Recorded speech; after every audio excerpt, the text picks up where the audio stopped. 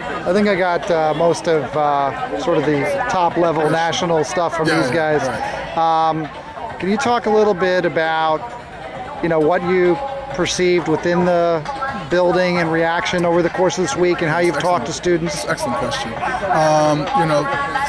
Like I was saying earlier, it's unlike any place else in the country. Dealing with the reality of raise actions here is really, really complex. It's really complicated. And so it's kind of really hard to convey complicated things in little chunks and sound bites. And so, we have to think first, on the first level, immediately, like what are the immediate needs of our students who may have, things may have been brought up for them, or they may have been affected by this, and having support in place for them immediately. Then we have to think about, in terms of long-term curriculum, where do we need to expand what we have in the curriculum around violence against women and domestic violence? How do we create more regular safe spaces to engage in that dialogue for both our male and female students? How do we partner with community organizations that have expertise in this area, bringing them into the school so that they can lend their expertise to our teachers and counselors and things like that, and then also provide the training for our professionals in the building to be able to deal with the issues that come up with the students more effectively. Okay, and then your statement said that you're going to work this into the Human Rights Week. Yeah, so can you talk about what the plans are for that? Excellent. So this year, this completely, we hadn't decided yet what the focus of Human Rights was going to be, Human Rights Week was going to be, until this happened, and then this obviously is clearly, this is something we need to focus on. In our last Human Rights Week, we did have workshops dealing with the issues against violence against women. I think there were like 2 of them or so.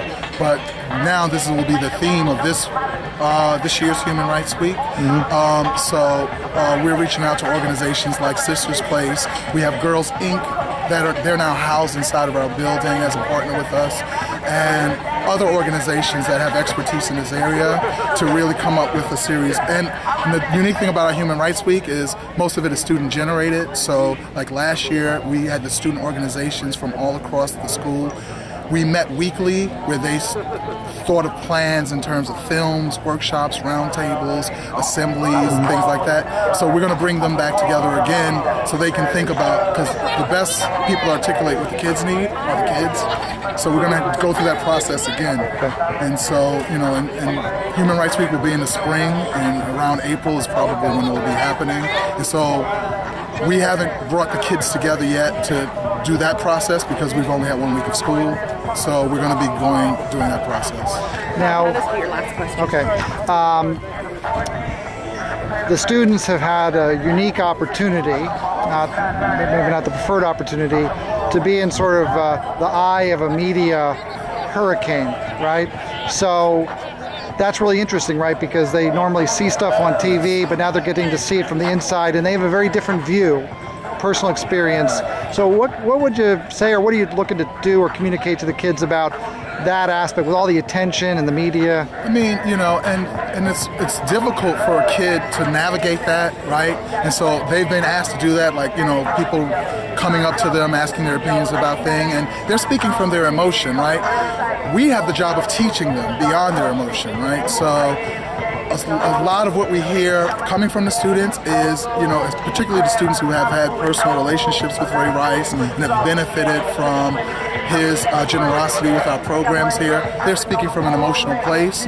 We now have to take that information, and it gives us information as to what we need to teach them. We have given them the message that his actions were completely reprehensible in terms of the actions. We also have been balancing with their feeling that this is a person who's connected to this community, who they're going to see around the community because this is his home, and how to negotiate those feelings. So that is a great question, because it's a complex and long-term piece in terms of helping them do that. In terms of their immediate dealing with it, I have to give our students credit, in terms of, I don't know that there are many places or many students who can all of a sudden be besieged with media like this and still, be able to go on with things like going to their classes, going to the athletic programs, and living a normal life as well, and we try to maintain the normalcy for them.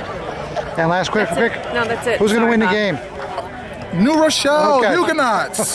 Score? You got a score? I don't have a score, Okay. but it's going to be lopsided. Lopsided. Okay. All right, I got that on tape. Okay.